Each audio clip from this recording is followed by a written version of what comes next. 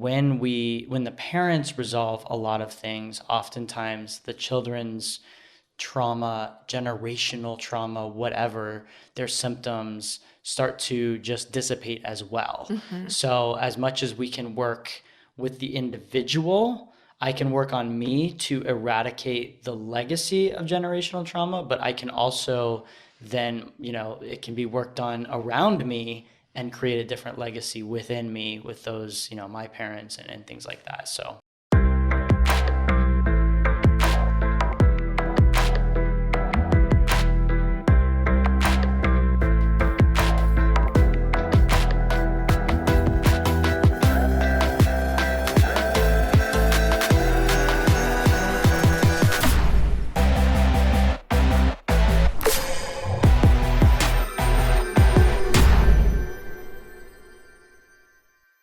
Welcome back to the Mind Change Podcast. I'm your host, Heather McKean.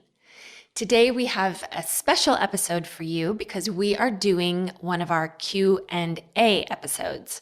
So we've been collecting questions from all of our different platforms, from Instagram and YouTube and TikTok and Facebook and all of the things that we do and provide the podcast out on. And we're here to answer those questions. And Kent is joining us. So welcome back. Yeah, it's great to be here. All right, let's dig in and answer some questions that people have had. Let's do it. I mean, we try to answer questions if people comment and, we try to get to those questions as much as we can. But I know someone will ask a question and the response is like this long because we do want to help people understand a little bit deeper than maybe what they're, just like, yeah. This. And then again, it's always really tough because I would love to ask more questions. It's hard to, I think people are doing their best to kind of encapsulate their question into this little, couple sentence thing, but there's always more. So we're answering these questions to the best of our ability with very limited context. Yeah, context and with trying to understand what we understand about them. But yeah, we love to engage with our community, and I mean, we really do this for the audience, yeah, for the audience. So, all right, okay, so let's dig in. Okay, so first question. This is a question on SSRI antidepressants for the podcast. I have a lot of relational trauma, which has resulted in complex PTSD and a dysregulated nervous system. I've been on this healing journey for many years and haven't really been able to make any changes. I want to use the mind change method to work through my issues. Great. The problem is that I am unable to connect to any feeling states, good or bad, due to being stuck on SSRIs. I'm in the process of tapering off of them. However, this is going to take me many years. What do I do?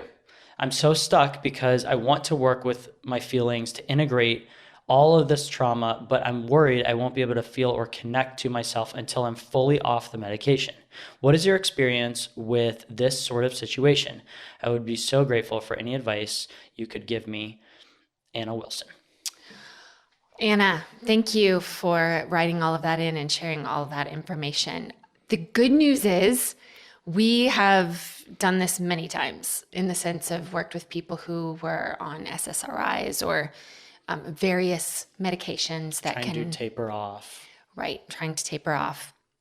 And honestly, even some who had no plans of trying to taper off when they came in, just wanting to deal with trauma. Yep. A lot of people coming in thinking they would never be off of some form of antidepressant, SSRI, opiate, whatever it is, because that's the story often is that you will need to be taking this for the rest of your life. When you say that's the story, you're saying what they're told.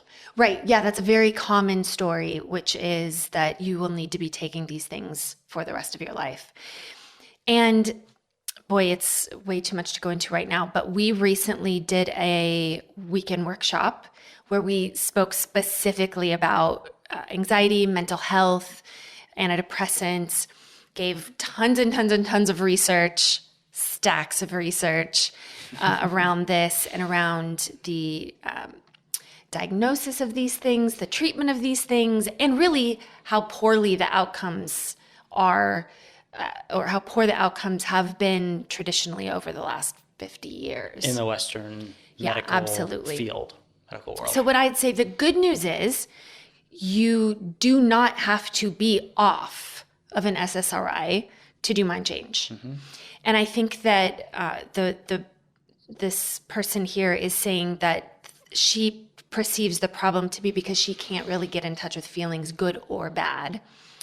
And so is that true? We do hear that reported very often, is that what it's doing is sort of numbing people so they can't get too high or can't get too low, or just numb them, dissociate them from these feelings in the first place. Of course, that's not everybody's experience. There's a range of experiences with SSRIs. So again, we are not medical professionals, and so we are not here to give any medical advice. But the good news is you still can do mind change.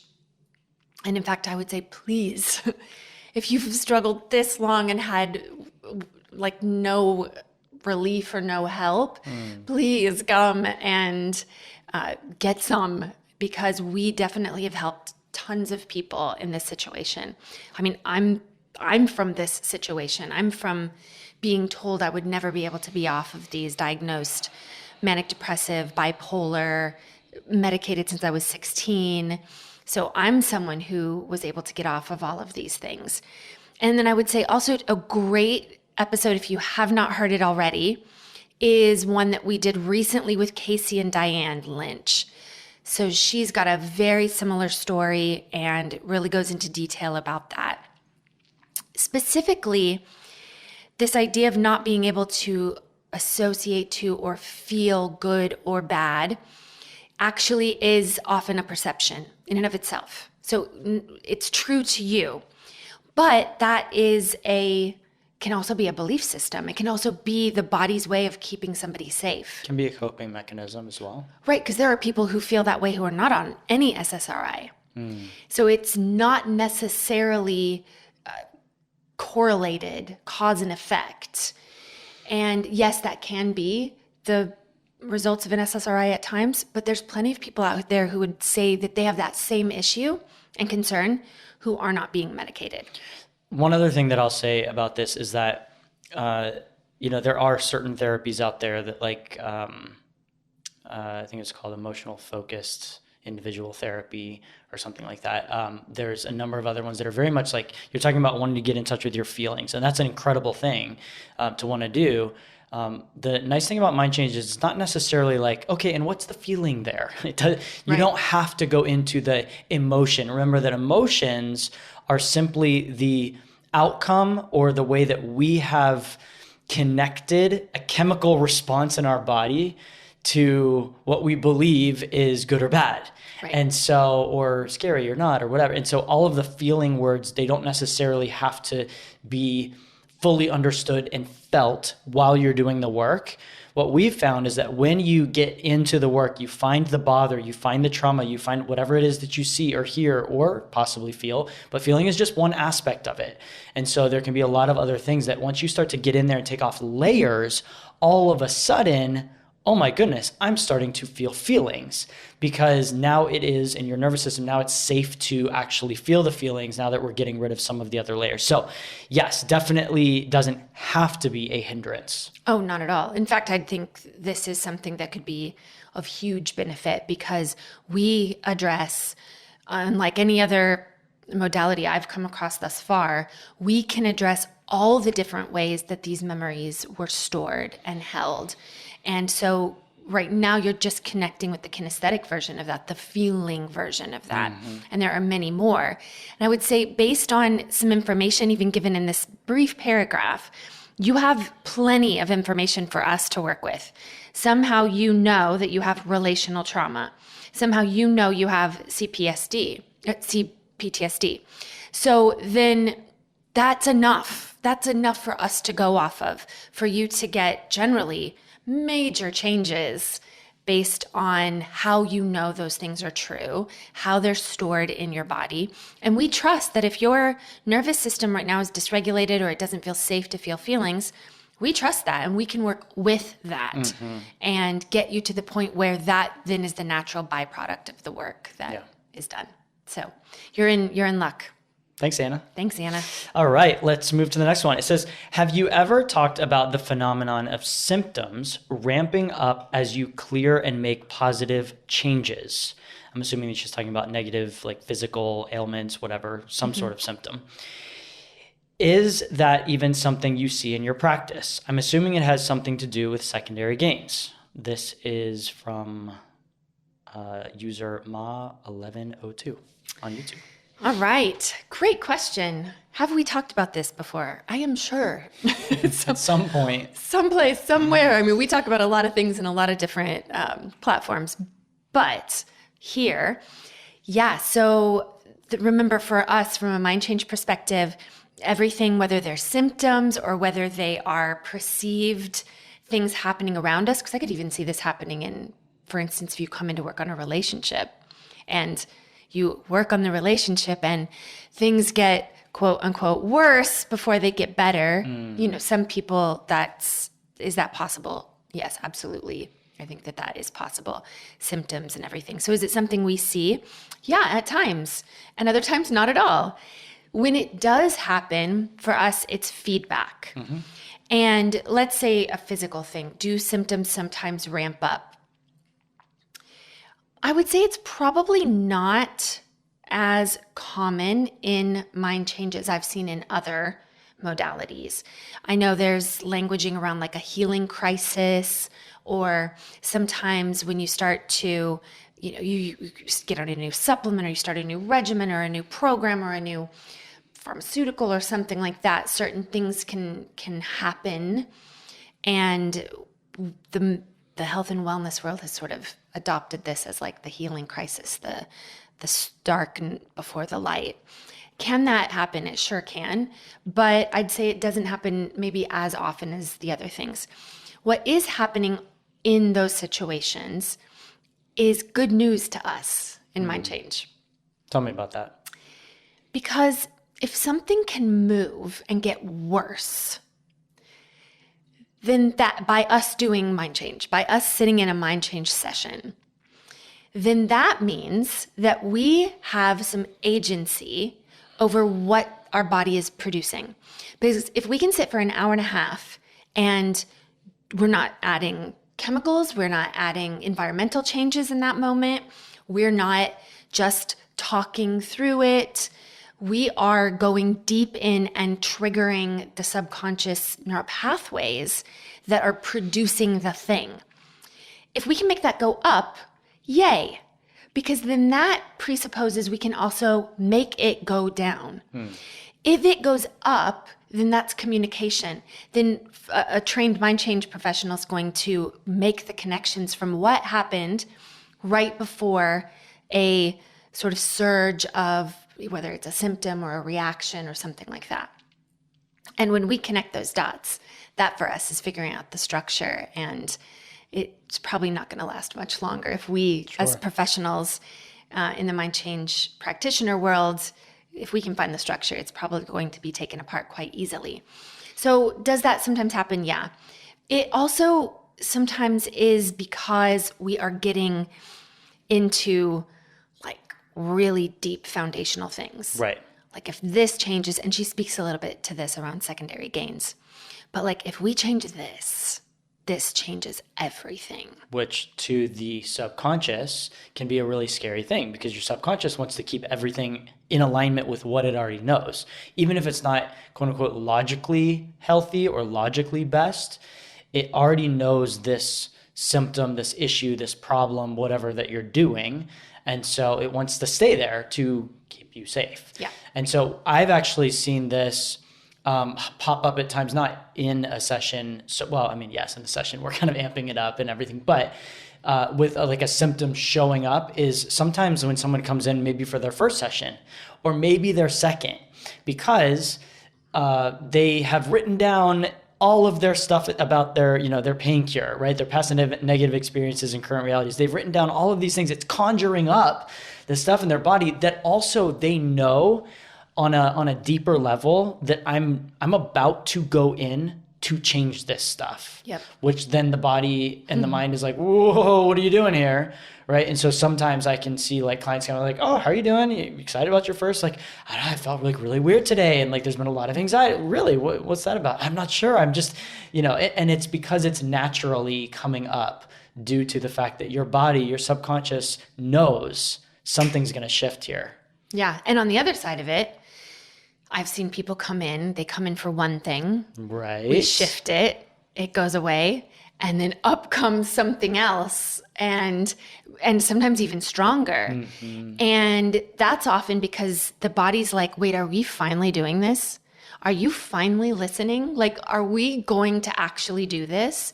And we tend to do it quite easily, quite fast, and so radically different that the body sometimes is like, yeah, let's go. Okay, if we're taking care of stuff and there's this and there's this and there's this.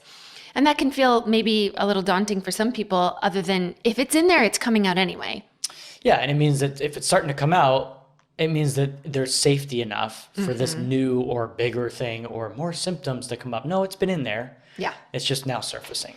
And I will say that sometimes what we see is, and I'm not sure if this individual is talking about this, but obviously one of our big goals is to put mind change in the hands of the individual. Sure. So that everyone can do this with themselves, be working on things. But then, of course, we are dealing with the subconscious mind, and that's very difficult to access on your own. So sometimes these practitioner sessions are, not sometimes, they're often a vital part of someone's journey when they can do that. Sometimes when people are doing self-work, they are getting to just enough to where they can change some things, but then there's a deeper subconscious level that's going to need a little bit of extra help, a little bit of extra guidance, especially in the beginning of somebody's journey. Okay. And so sometimes we see that too, where people will shift a lot of things on their own, huge things. I'm always actually quite shocked about, like, people heal diseases, they change lifelong patterns and programs and relationships by just reading the book and doing the work, getting the workbook. I think that's amazing. That happens all the time. Mm-hmm. And then again, too, sometimes those people hit a little bit of a, wow, so much changed, but this one's either getting worse, quote unquote, or it's not moving. Yeah, just having a hard time shifting that one thing for good reason, right? For subconscious reason. And I know that probably can feel frustrating to some people, but from a practitioner standpoint, we're like, oh, this is good. Yeah. This means this one's important. Yeah. And if this changes, a lot of stuff is going to change. So. Great. Yeah. All right. If inflammatory bowel disease is trauma related, this was a question actually off of another podcast episode, so I thought it would be neat to answer it. If inflammatory bowel disease is trauma related, then why is it so much more prevalent in the West, where the quality of life is so much better than multiple continents? Also, why weren't World War II veterans riddled with IBD? This is based on one of the emotional driver episodes that you did. So this is from Guy Walsh. Yeah. Oh boy, this is a bigger topic, because for one, I'd say it would be perception maybe about we have it so much better in the West. I mean, obviously there are arguments to be made for that. Sure, like medical availability, like help, things like that. Sure. Money. And then again, that has caused an enormous amount of problems in the West. So right there's some answer in the question, which is, we've got all this, wonderful stuff in the West. And a lot of times when we talk about that, we're talking about medical care, like you just said, healthcare. And yet healthcare is mainly pharmaceutical driven. And one of the things that is widely known is the mass, like, amounts of pharmaceuticals that we are intaking now, and what that effect that is having on our body, especially our gut. Mm-hmm. Especially our gut. Antibiotics have been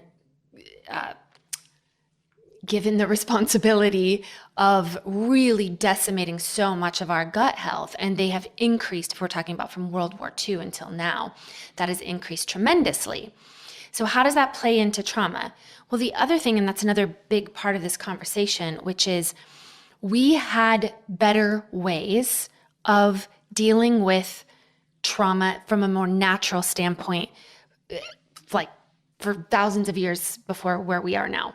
The fact that we're more sedentary, we get less sunlight, we're not being healed by nature and by the things that the movements of our body. And community. Oh yeah, that's a whole other next topic. But the very natural ways that we were meant to release trauma through physical things and everything, those are getting less and less and less and less.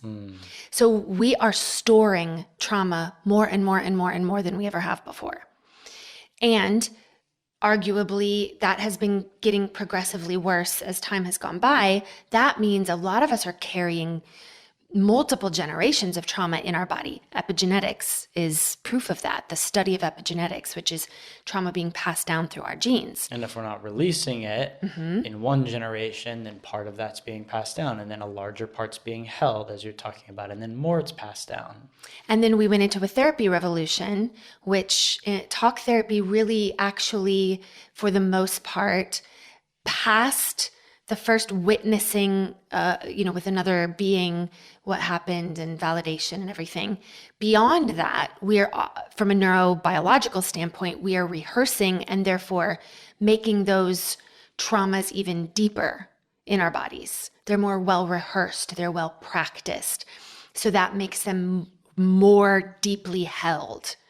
So lack of natural ways that we were transmuting trauma, plus all of the different things that, especially in the West, with therapy and with our medical field and pharmaceuticals and everything, coupled with, like you said, now our lack of community, where we used to be in community, which was a also natural way of discharging trauma and working things out, right, and training our minds and bodies how to do that. All of that all together has really had a profound impact, especially on our gut. Our gut is where, from polyvagal theory, our gut is where a lot of our immunity is held and created. And the reason for that is it's a lot about our intuition and the way we feel about ourselves within the world. And that has gotten progressively worse, even though we may say we're in a better place and we're safer. Most people don't feel that way. I'd say if you took a poll in this day and age of people feeling safe versus people feeling safe 100 years ago, we would see that very few people, quote unquote, feel safe today. Where 100 years ago, many more people would have at least perceived that there was safety. So all of that plays into it. It's not a simple answer. I mean, to some degree, it's a simple answer, but there's a lot of different ways to look at that and approach that. Great. Our next question, it says, and this is someone in our student community, which is always great. It says, so I know it's important to take breaks. This is an interesting way of saying it, to take breaks from mind change and self-work. We'll talk about that in a second. Though in one of the last Q&As, someone spoke about their back pain reducing, so it was still there. I know it has been said that if you ignore the symptoms, they become louder. So what do you do daily with your symptoms while you are slowly going through your memories? Also, for those with illnesses, monitoring how we feel is constant body checking. Though, how do we stop doing this without ignoring our body? Thanks, Adrian. Great questions. Great questions. A lot of information there. Okay, let's break it down. First thing she says, I know it's good to take breaks from mind change and self-work. Okay, so really quick. I would actually say let's not take breaks from mind change and self-work. Take breaks from how you're doing it if it's going to be like, focus on the problems, what's the trauma? Like that's where you need to take a break from what you're focusing on in that arena. Right. So this probably comes from one of our mentoring calls that we do with our students, where we realized that a lot of people, the way they were handling what we call self-work, which is the ability to do mind change with oneself, is they were really continuing to go like after problem after problem after problem after problem. And that is actually one small part of the mind change method. It's an important part. It is an important part, but it's a small part. We also have all this other stuff like the GPS, which is our gratitude, positive affirmations, and our smiles. And there's a lot of quote unquote work to be done in that. Manifesto, the, just all of the different things that we want to be taking the opposite of what we were getting from our problems, right? So there's a lot to be focusing on as far as that stuff goes. That is part of the work. Mm-hmm. So when someone says, I know it's good to take a break from mind change, I would say we don't take a break from mind change because mind change isn't it's not a thing we do. It is a way of being. Right. And so we don't really take breaks. What we do is it's the change of focus. It's making sure you're not constantly looking for or dealing with problems. That is going to cause issues over time. It has to be balanced with all of the other stuff, with the good. And this is just neuroscience. This isn't like, us just trying to reason this. This is neuroscience. Everything we do is neuroscience based, right? So it's part of it. And I think there was an episode that we did talking about when self-work becomes work. We did a podcast episode about this, yes, because of this very thing. And we started inviting different languaging into what we call self-work. And we have started talking about more of like a self-tending to. And if we understand that mind change is a way to tend to ourselves, mind, body, spirit, then we don't ever want to take a break from tending to ourselves. And we need different things at different times. So I'd say that's the first thing I would approach in that question. And then secondly, I think it's speaking of mentioning that someone was talking about their back pain reducing, but not maybe yet going all the way away. And I would say this is one of those things with mind changes that we walk in the land of miracle every day, and it becomes pretty commonplace for us to hear things that mainstream medical and a lot of other modalities just don't hear, like complete resolution of things, diseases, relationship issues, things that have been going on for 20, 30 years plus, right? We hear a lot of that. But then if you've got someone in the community who's like, hey, I've been working on my back pain and it's reduced from like an 8 to a 2. And someone might go, yeah, but why isn't it completely gone yet? And yeah, well, there's good reason if it's not completely gone yet. There's more work to do on that. There's more layers of that. But I will tell you personally, if I would have come in having had, I don't know if I could have classified my back pain when it was so severe as an 8. I mean, it felt like a 27, It was unmanageable. And if I could have gotten that down, I mean, even to a 10 at that point, right? Or from a 10 or an 8 to a 2, I would have felt like I won the lottery. So I do think it's perspective as far as that stuff goes too. And oftentimes, we haven't had another person in our student community recently who had been dealing with hip pain for 20 plus years, had tried everything, and was in a high degree of pain almost every day for 20 years, and did some self-work on that and reduced it down. And also I think got some sessions or something and had that reduced to where the pain had gotten down to like a 1 or a 2 to sometimes a 0. And that's huge. That is huge. Now, I will also report and say that person went even further and now 0, no pain, hasn't had pain, can't find the pain, can't make it come back. So a lot of these times we're just getting into people's journey, but it's still, these are not stories you hear in other fields. So I think that's another thing that yes.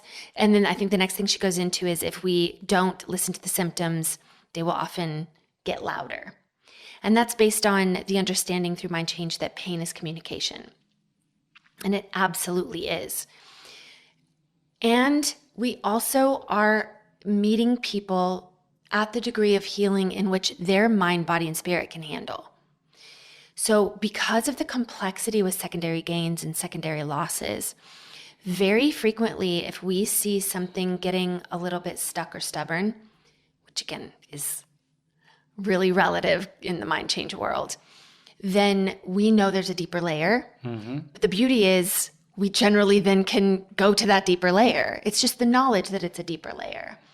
And we do that all the time. That happens all the time. Sure. And oftentimes the beauty of this as well is when we get to these deeper layers, more stuff heals than they were focusing on that, 1 or 2 on the SUDS rating pain level, not realizing how many other things were happening. Yeah, it's all connected. Yeah. And that the pain was just the symptom of pain was holding on to so many other stories and beliefs that we needed to kind of chunk away at. And when you do, that seem to have nothing to do with whatever body part is communicating the pain at the time, then the pain releases and goes along with so many other things. And it's wonderful. So that definitely happens. Yeah, and the last little part here about body checking, again, so much of that has to do with our reticular activating system. If you're, in one sense, you're very well practiced in what hurts today, what's not feeling right today, what's going to be bad tomorrow, what was it yesterday, then that's what you're going to continue to look for. And so it's that shift, kind of like we talked about at the beginning of this idea of what mind change is and what the self-work is. It's shifting. Well, it's actually, there's a lot of different facets of that. And so body checking you can actually practice a different way of checking your body. How well do I feel today? How much better am I this morning than I was yesterday? How much more healthy and vibrant and lively and energetic? These are certain questions and things you can start to ask yourself. Again, still got to go into that work of the reason that you were body checking in the first place. But yeah, it can shift as well. Yeah, it's really important to remember that the body won't go where it doesn't know. It won't. Because it's unfamiliar, and unfamiliar isn't safe. So if there hasn't been a created and felt into and seen into and known into what it's going to be like when that changes, if that's not well practiced and we don't have a neural pathway that is travelable for something different, it won't do it because it's the unknown, and the unknown is worse than the very uncomfortable known. So I think there's more, usually for those people, there's more work to do on the side of that. And listen, body checking is an issue with chronically ill people. It's a skill they've learned, and they have to understand not everybody has that skill, and they need to repurpose that skill to something else. Yes. Otherwise, it will continue to function at a subconscious level, and they will keep finding the answers to those questions. And of the questions of what can't I do today? How bad do I feel today? What's wrong with me today? And that has to change on a neurobiological level. Excellent. I understand the importance of the healing process from past wounds, but how do you find a sense of safety in a world that is increasingly crazier, and not because you imagine it to be, but because you see disturbing proofs all around you? How can you then find a sense of safety? And that's from Ja on YouTube.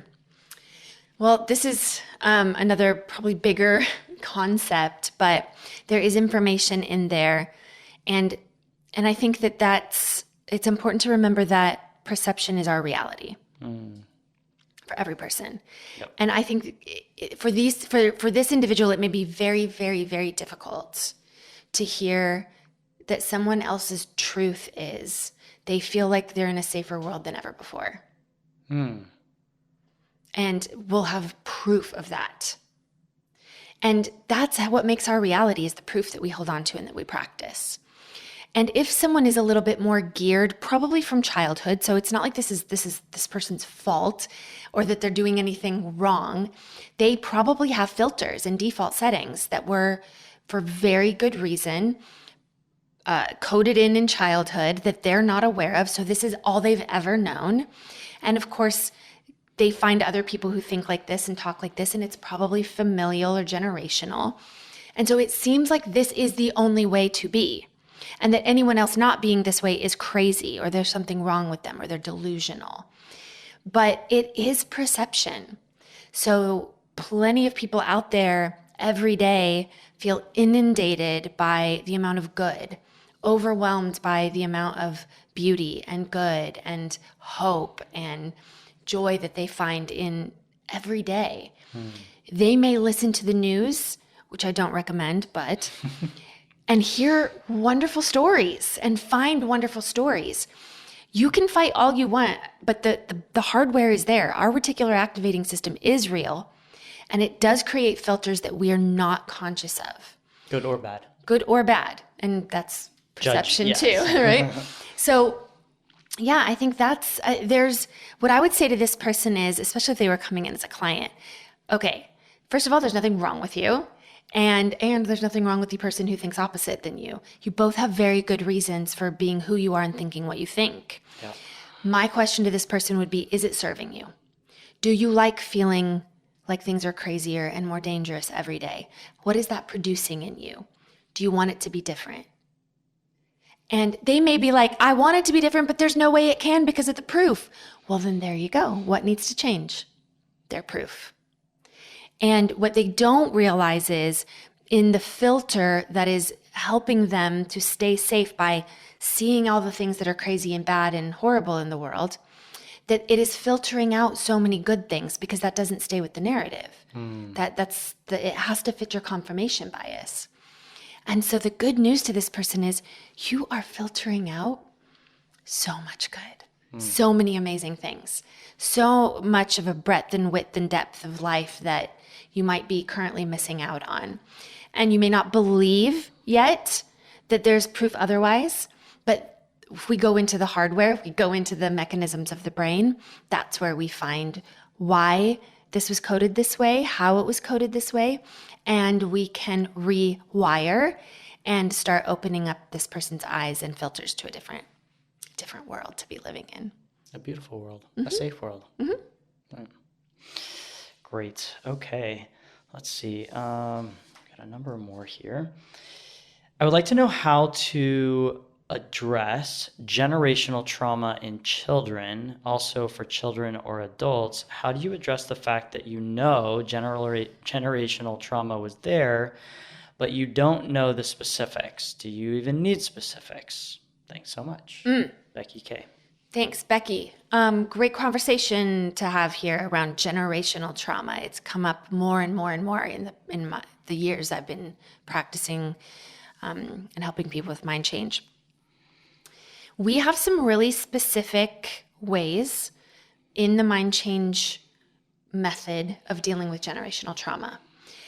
It does really fall under the purview of practitioner work, though, because generational trauma has to be recognized in a certain way and dealt with in a certain way that can tend to be difficult for someone to do on themselves. But we do have protocols for that, training for that. We have a lot of success with that. It's lovely to ask the question, do you need specific information? We typically, as practitioners, will see generational patterns that come up. Sometimes people don't know that, and they find out later. That's a really interesting thing, is when we work on something in a session and in curiosity, they start inquiring of family members and come to find out, yes, this is in their history and this has been there. But we can take care of those things because, again, this goes back to what creates our reality, and it's our perceptions, it's our neural pathways, it's what we hold creates our reality. So that can be changed. And going into the specifics of how right now would be a little bit of a miss, I think, because it's really more, like I said, under the purview of practitioner training. But for children, it's interesting because children come in with oftentimes generational trauma. And they come in with a mixed bag because you've got trauma from dad's side, trauma from mom's side that has been unresolved. And this is not always that it shows up and it actually negatively impacts a child. That's not always the case. I do think we're seeing it more and more and more. But that goes back to what I was talking about earlier, is just we've not been well equipped or well informed on how to discharge trauma up to this point. So for children, the very, very absolute best thing we can do is for the parents to get the work done in their own lives, for their known trauma and their known generational trauma. And the reason being is children's systems are still being programmed and coded when they are young. And so even if they come in with generational trauma, the most proof wins. Always.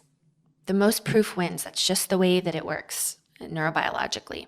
So if trauma is being transmuted and resolved in the parents, their nervous systems are regulating more, then those children can co-regulate to a regulated, safer, healthier adult, which can combat that generational trauma, can be putting another narrative alongside. And so that gives the child more of an opportunity to choose. And again, choosing subconsciously, they have no conscious awareness of this. And so that is the absolute best thing that we can do for our children with generational trauma, is to make sure we're dealing with ours as parents. Yep. And about 4 or 5 episodes ago, we did an episode on why we don't work with children, but how we still do at times. And so a big portion of it is that, as Heather was saying, when the parents resolve a lot of things, oftentimes the children's trauma, generational trauma, whatever, their symptoms start to just dissipate as well. So as much as we can work with the individual, I can work on me to eradicate the legacy of generational trauma, but I can also then, it can be worked on around me and create a different legacy within me with those, my parents and things like that. So Absolutely. Yep. Okay, great. So this is a good one. Let me read this one. Okay, it says, I've heard briefly about mothers who have traumas affecting their child in the womb to the point of the child coming out doing illnesses, etc. Is there more on this subject that you can share? From Sabrina. Yeah, Sabrina, so great question. Again, it speaks a little bit to what we were just talking about, and also that the episode that we did on why we don't work with children is a really good one to listen to. So, also I would say the episode we did with Ellen and the episode that was done with Corey. And with Kara about the mother wound. So many things. Yeah, we talk about this a lot, actually, primarily because we also have a birth course. There's a ton of this in the birth course. I go over this in really big detail in the birth course. So I'm assuming this is, so obviously for people who are getting pregnant or are pregnant, there's things that can be done in pregnancy to help deal with that. But this is maybe saying once this is realized after. And the good news about that too is children are still being primarily programmed from, yes, inside the womb, but outside as well. And if the stuff is being resolved, if they come into a healthy, it's really just about our nervous systems, regulated nervous system, people who know how to communicate, who are emotionally intelligent, who've done the work on themselves, who know how to continue to do the work on themselves. That is going to be the biggest impact on that child. The biggest impact on that child. Because little people they don't have a difference between conscious and subconscious very much at a young age. It's not something that a child can conceptualize for us to be able to do the kind of work that we do with adults. Now, there are ways that we work with children that are interesting and can have an impact, but I would say, yeah, it just really goes back to the way that it happens outside of the womb. But for what's happening inside of the womb, obviously we are connected in every important way. They're being fed through our bodies. They are, being built cell by cell from cells of our own body, from the generations that came before us. So a lot is happening in the development of the womb. But the biggest and most important thing, even for a child in utero, is for the mom to be doing the work. Yes. To be processing that stuff out, to be showing the baby at the most basic biological level how to release things and let things go. All of that gets stored in a child, in the makeup of a child. Yeah. And what a beautiful thing for them to come into the world with. And the great news is there are about 5 different ways that child can be worked with and through, regardless of what's happened. 1, as you said, the mom can work through her things prior to conception, work through the trauma. I'm going to have a baby. Let me work through my stuff. 2, continue working through it or work through it when you're pregnant. Like, ooh, there's things I'm holding on to. New stuff's coming up. Great, work through it. Which will then directly impact the labor and delivery of that child. Yes. Which will then have a big impact on the way that their body is sort of set for it really sets the stage for their life. Safety or hardship, coming into the world. And if for some reason you couldn't do it before, you couldn't do it during, then having littles, babies or toddlers, you start doing this work and your system will regulate because you've let go of the trauma. And then all of a sudden your kids will regulate to that. Or you're still not doing it. Now you have teenagers or whatever. They can still do the work themselves at that point and start to get rid of whatever is being held on to from what their perception of childhood and everything else was, or their parents. And then 5th, you're an adult and nothing was ever dealt with trauma, and now you can work on it for yourself. So regardless, there's always a way. There's always a way. Yeah.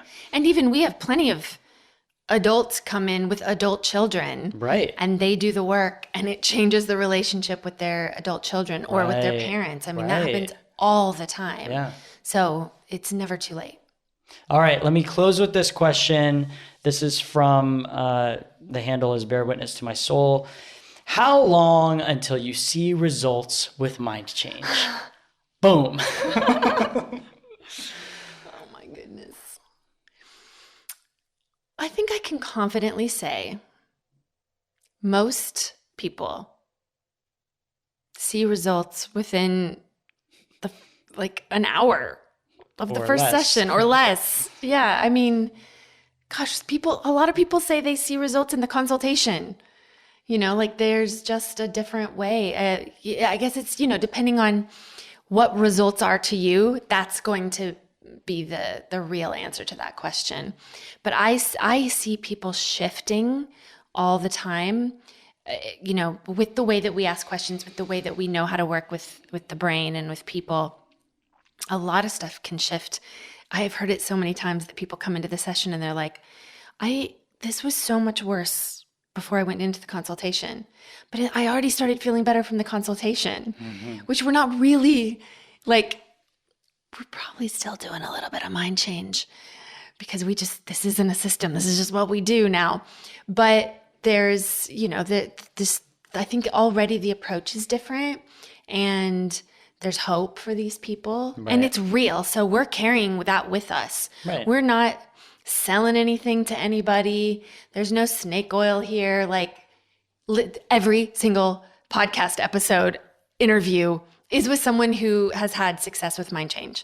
Skeptics, people who've tried everything, people who, shouldn't have had any success, people who didn't believe in it. I mean, yeah. So it really depends on what your barometer for success is or results are. And then, how far you're willing to take it. Yeah. I mean, on my consults, oftentimes the golden question is, well, how many sessions do I need for this? Right. And again, we can't answer that because I don't know what your subconscious is holding on to and how it's wired with your entire life and everything. But we get in there. And what I do tell people is that you will find measurable change with every session, because even if there's like this thing up here that is the big thing you want to go after, sometimes that thing can just drop right away, or sometimes it's woven with a whole bunch of other things, but that's okay because we're shifting things so that this eventually, this top layer thing that you want to work out drops. And so every session there's going to be like, oh, I felt this, now I'm feeling this. I used to hold this, now I'm holding this. I used to see this person this way, now I see them this way. Like something is shifting every single time. Absolutely. So. And, you know, it happens too, when we've talked about this a lot, there's a strange phenomenon within mind change, which is because we change things and align them back to original design, optimal function, which was the way it was meant to be. When something's working functionally, it's hard to remember when it didn't. And so often things are changing and things have shifted and people aren't aware of it. This is the apex effect. Yeah, apex phenomenon. So people will, I mean, you've heard it so many times. If you've listened to this podcast for any length of time, it happens a lot. You'll hear it in our guests. Casey's recent one, it's so fun to listen to his because he's just was like, no, I don't know. I mean, yeah, it was great. I don't know what really changed. And his whole entire lifestyle changed. And, you know, the only thing that was different was that he had started doing mind change. So yeah, it's really subjective. And yet I will say again, the most effective, fastest, biggest changes I've seen yet in any other modality. So. Great. Well, those are our questions for today. We will continue to have these in the coming season. So if you're listening to this and you're like, man, I have questions that I wish I had submitted or that I want answered, please look out for those times that we're going to do that. And if you do have a question and you're like, oh, it's not time for another Q&R, that's okay. Send your question to podcast@mindchange.com. Type it out. But also what we would love is actually for you to record your voice. And we'd love to at some point have a whole bunch of different recordings. We just, play that and then we answer. So record a little message, write it out. And the next time we have a Q&R, we will definitely go after those. And thank you all for the vulnerability and for, writing these questions and sending them in, for engaging in our social media and in our podcast platforms. It's what we need. We need to hear from you. We need to know what you think and what you're wondering about, because it helps us to figure out what the content is that we create, because we want to meet your needs and answer your questions. So we really appreciate that. And we thank all of you who've joined us from whatever platform, in whatever medium that you're finding this information. And we just appreciate you and appreciate you joining us on the Mind Change podcast, where we are changing the world one mind at a time.